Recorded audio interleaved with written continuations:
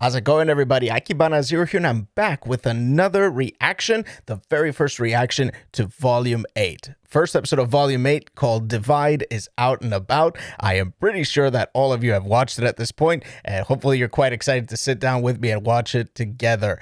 Now, previous episode, the end of Volume 7 left us with a massive cliffhanger. Now, some of you pointed out in the comments, this was the first volume finale where we didn't actually get an after-credits scene, which kind of stands to reason considering that we've been left on a massive cliffhanger. What could they possibly show? That's absolutely right. Now, there's a lot for us to look forward to in this volume. The lamp is probably going to be in the hands of Salem by now. Crow is probably going to get arrested. Clover's dead. The Aesops have been defeated by Team RWBY, and Ironwood does not trust anybody again. And Ozpin is probably back in the mix again. Oscar, I guess he sort of invoked some ancient magic. Some of you guys pointed out that there's a theory that the cane that Oscar holds, a former cane of the former Ozpin, probably stores time or something like that. So maybe Oscar invokes some kind of semblance. Anyway, that's a lot of theories that I don't really know about. So thank you guys so much for pointing that stuff out. And Penny has the Winter Maiden powers. Oh, and Ren and Nora kissed, which was also fantastic. So we've got lots and lots going on now, moving into Volume 8.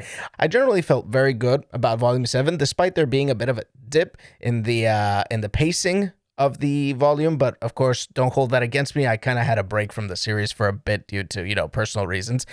So your experience might have differed from mine. But I am very hopeful that Volume 8 is going to be fantastic. I am very stoked because I do feel that the combat has been stepped up considerably, and I feel like they're actually getting into a groove. And I'm kind of hoping to see some callbacks to past things that they used to do in the show, like, calling out the team combo names and all of that little, silly stuff that we used to get. I know it's a darker world and not everything is a fairy tale, I guess, but I don't know. RWBY had a charm in the past. But anyway, I'm not going to dilly-dally any further.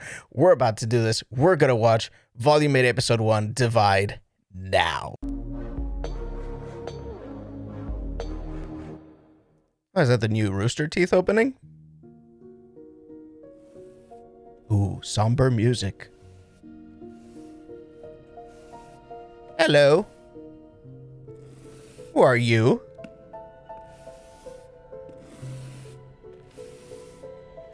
Getting a bit of a Cinderella vibe here. Cinderella, Cinderella. There's Neo. And there's Claw Girl. Heading over to Salem's with the lamp in tow. There. Neo's not feeling it that much. Ooh. It's quite a ride that Salem has. I mean, look at this nice detail. They're really stepping it up with every volume, aren't they? Ooh.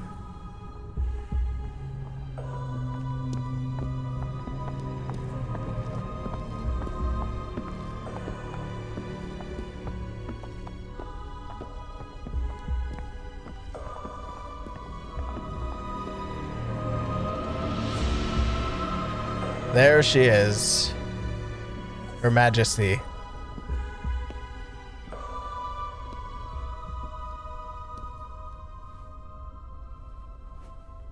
My queen. My queen. A bit cheeky. Cinder. When I chose you as my vessel for the maidens, I put my trust in you.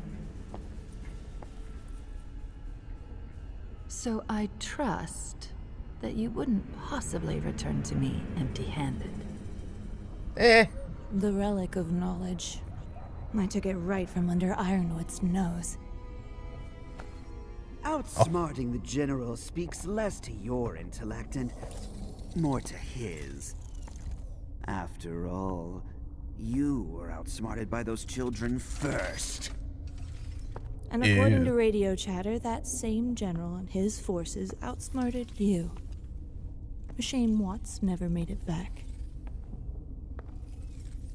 I'm afraid the doctor was a necessary sacrifice. I do hope this little one doesn't become another. Who is she? Creepy. Neapolitan has some very useful abilities and has proven to be a valuable asset. You certainly do enjoy collecting assets. She does, doesn't she? What happened to her past assets? There they are. Cinder. You're here! I knew you'd Quiet. So devoted to someone so incompetent. No. While the good doctor and I were advancing the will of our goddess, dismembering the very body of this kingdom, you were merely atoning for past failures. Polendina's creation interfered with the transfer of the Winter Maiden power. But now I know she has it. And once I return to Atlas, it won't take long to finish what I started. That power will be mine. I've given no such command. Oh, no, she didn't. Ma'am, now is the time to... You don't want to piss her off now. This game is not yours to win, Cinder. It's mine. Just because you're more valuable to me than a pawn does not make you a player. Everything is already in motion. All you need concern yourself with is your ability to act when I tell you to. Of course. Without you, I am nothing.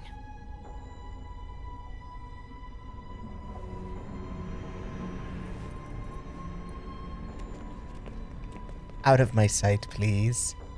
Be gone. Wow. Some very creepy stuff there. She is scary. She's spine-tinglingly scary.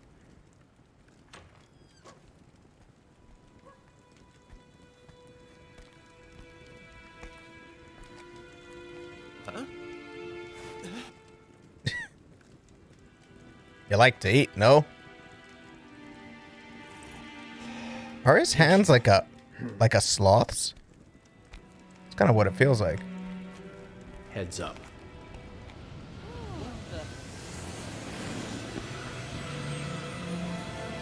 The troops are here. Need a lift?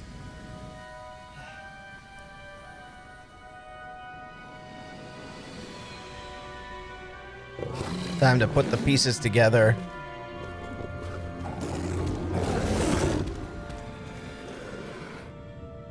I was stupid to think the general would listen. Every choice I've made was the wrong one. And now...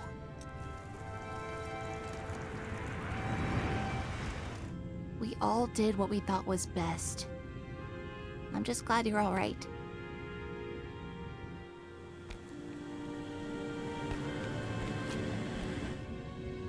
Yeah, I see you.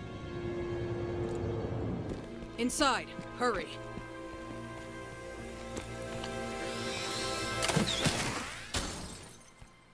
I know. Get those Sector 3 drones is down. going to need the most help. I'm sending backup your way right now. Fiona, do you copy? We need transport from Sector 3 to the crater. Copy. With the once heroes, now fugitives on the run, Betty and Mantle are left to wonder what the future holds for them.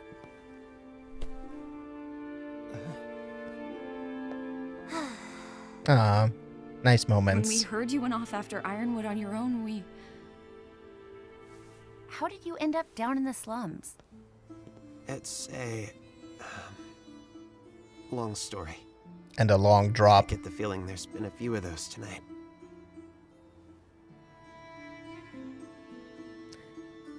You're not going to tell them. You and I aren't done talking yet. Ooh. Where's Crow?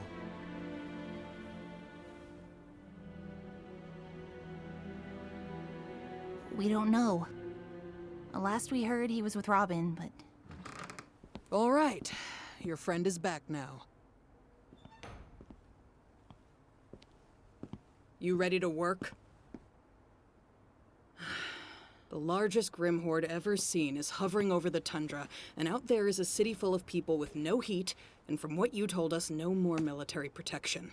And while we're happy to give you guys a place to lie low for a while, it's time to get those people some help. How? Ironwood is stopping all evacuations to Atlas, and we can't get them out of the city with Salem's forces surrounding us. The crater, beneath Atlas. It's not safe, but it's warm. And with everyone in one place, we can do a better job protecting them. May can send you where you're needed most. We've got to get everyone down into that crater before nightfall. In the slums, we might have a chance. We're never going to sleep again. I just know it. Either you're helping, or you're baggage. Ouch. Well, that's the truth when it comes to war, right? We need to get out there and do what we can for Mantle. We need to do what we can for everyone. What about Amity? And telling the world about Salem? We can't do this alone. We need help. Ruby's right. The Happy Huntresses are handling the evacuation better than we could. And there's a bigger picture. But Amity isn't even finished. It was still under construction. Doctor, what would you need to launch Amity now? We made decent progress on construction and fuel collection. All potentially manageable, but, Amity was designed so that it couldn't launch itself without first being granted clearance from General Ironwood's terminal. Ruby, there is no way Ironwood will cooperate with us. But he doesn't have to. We just need the green light from his terminal, right? You want to go back to the Academy? Yeah, actually, there is more than one terminal. The one in his office and, one in the main Atlesian military compound at the base of the city. You'd have to get into the compound somehow, then, get inside the operations room, and then... Oh boy, I might need to think about this some more. And just to clarify, this is the easy option? What you're saying is it can't be done. It's pointless. And even if you got the message out, there's no guarantee help would come. It's not pointless.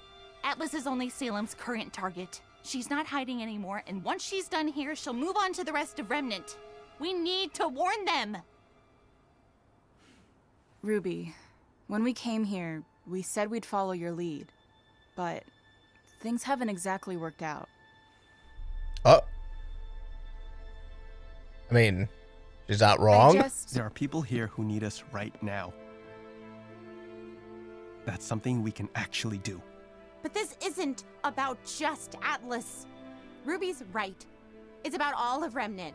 They need to know in Vacuo, in Mistral, in Vale, what's coming, so they can prepare. Okay. Then let's go for both. Get Amity up and running and evacuate Mantle. But that's how Salem got this far, by dividing us. We have to stick together. No. What Salem wants is to turn us against each other.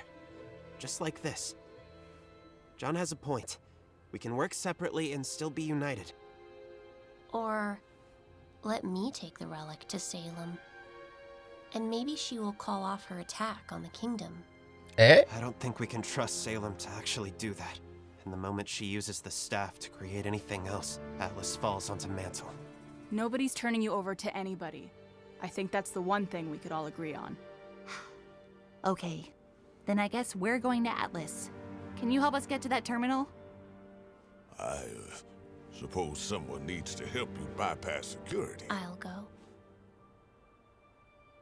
Penny, we can't risk... I'll go. She's not... Do what you gotta do. Not well, I'm is going out she? there to see what I could do. That kind of... That whole thing with the maiden hit her hard. Go by the pharmacy. I was developing some new tools for you all before this happened. You're gonna need them. Nora? I'm going with Some Ruby. new tools? New But toys? What about Mantle?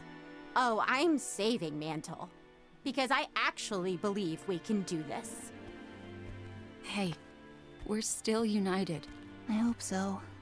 I can get Pietro out to Amity to repair, but that doesn't answer how we're getting all of you up to Atlas. I might actually have an idea for What is that?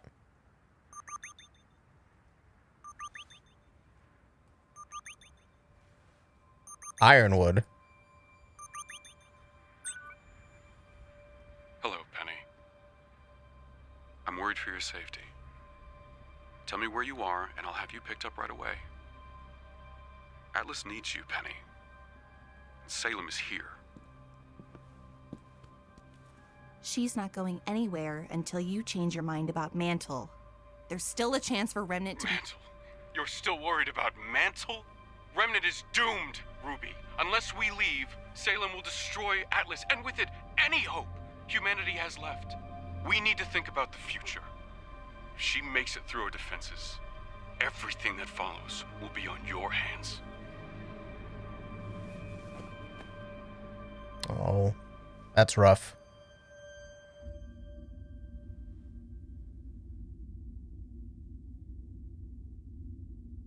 The face of failure. A bit salty. And also the face of sadness. Losing the team leader.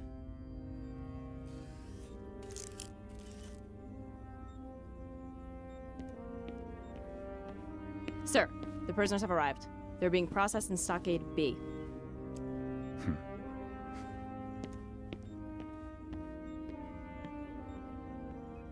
Crow and Robin?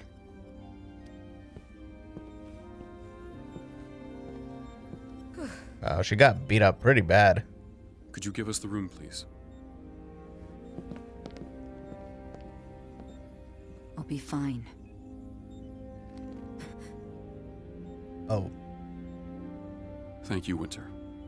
I don't know what I would do without you. Oh. No one has ever seen a Grim Force this large before. The city's hardlight shields will hold, but not forever. What will you do, sir? Wait, you can't be in here. This is absurd! Let us through! I told you we need to speak to I the am going General. to do everything I can to defend this kingdom. What in God's name do you think Oh, you're we know doing? at this point. No matter the cost. And what's this about martial law? Have you lost your damned mind? Are you that scared of what might...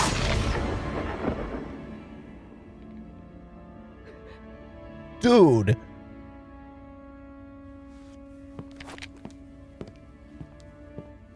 That's how tyrants are born. Oh man. Oh no. No, not like this. No. That makes me sad. I have questions for you.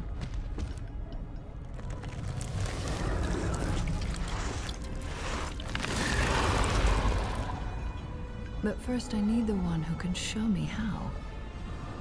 Bring him to me. Bring him as in bring Oscar? Because that's what I think she means. Or actually, Ozpin. The new intro.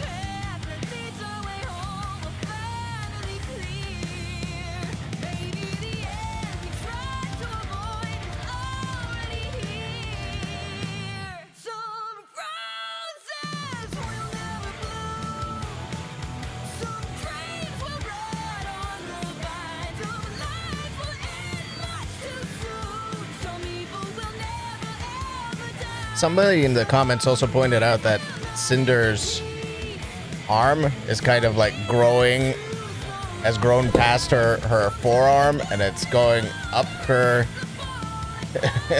up towards her shoulder. Happy never after again. Ow. That's rough. It seems like the Grim Claw is kind of consuming her now. Ooh, crazy stuff. Right. So, I mean, obviously, you know, typical setup episode, but very somber, very eerie. Like, I really love that opening. I really loved all of that with Salem, Cinder. Like, that was a really, really amazing build-up. Nice way to connect from the previous episode as well, from the finale. I thought that was pretty cool. So it's my understanding that girl in the beginning who was scrubbing the floor, that was probably Cinder, right? I guess we're slowly gonna get some more glimpses of her past, learn a few more things about her. So it seems like they probably are gonna have like some big plans for Cinder, especially now considering that Salem once again is kind of sidelining her, kind of like taking her away from being, you know, like the main person she can trust at this point, which is not gonna go well for her. She's so power hungry. She wants to be the main person of it all. I think that's pretty good. So I think this episode, so I kind of think this volume might probably be more about, we can find out more about Cinder, especially considering that, you know, Salem is sidelining her and putting her down and not making her the main person that she can trust anymore. That's gonna be pretty cool, considering that, you know, she's already feeling very defeated and she's angry and she wants revenge and she wants to be powerful. So yeah, I'm really expecting some cool backstory stuff mixed into here so we can find out more about creepy Cinder. That was very shocking to see Ironwood just straight up shoot the guy, the councilman. That I did not expect. So they're going with the full tyrant mode here, where I'm going to literally do everything it takes to protect the people here, and that breaks my heart, because Ironwood's one of my favorite characters, and I know that he carries a heavy burden, but at the same time, this is a very intriguing direction to take him in. Like I said, makes me sad, but still, I mean, it's very interesting to see where this might be going, and I did really find it very ominous how he started playing into Penny's consciousness and like, hey, we need you back here and I can keep you safe and I'm worried about you, that kind of stuff. I mean, he's starting to get into that, you know, manipulative sort of space, I feel, where, well, on the one hand manipulative, on the other he's very straightforward. It definitely kind of has a bit of that tyrant-y sort of vibe, that he's just gonna lay down the law his way, whatever way that may be. So the target now is to get Amity Arena up there and to, you know, also protect the people. Obviously, like the choices at this point are very difficult. There really is no right answer. I mean, it's something that Oscar said, that he said that I made all the wrong choices. And what keeps ringing in my head is, what is the right choice when your enemy cannot be killed and will not be stopped, no matter what the cause, no matter what stands in their way? What is the right choice at the end of the day? So we didn't get we didn't get to see Crow at all. What has happened to him? I'm guessing he's either been arrested or he's probably gonna get captured or something. I don't know. Well, we still have to see what's gonna happen with Crow as well. We did get to see also Watts in the new intro, which is, by the way, is a pretty cool track as well. I'm quite looking forward to headbanging to that with you guys from here on out. We get to see Watts there, so I'm guessing he's gonna be back in play.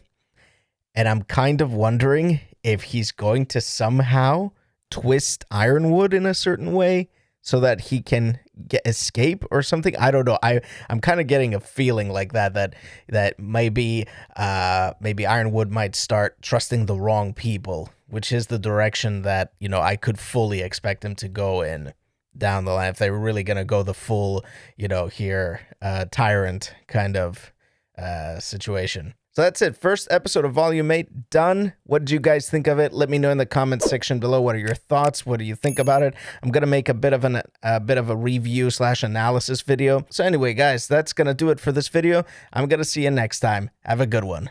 Bye bye.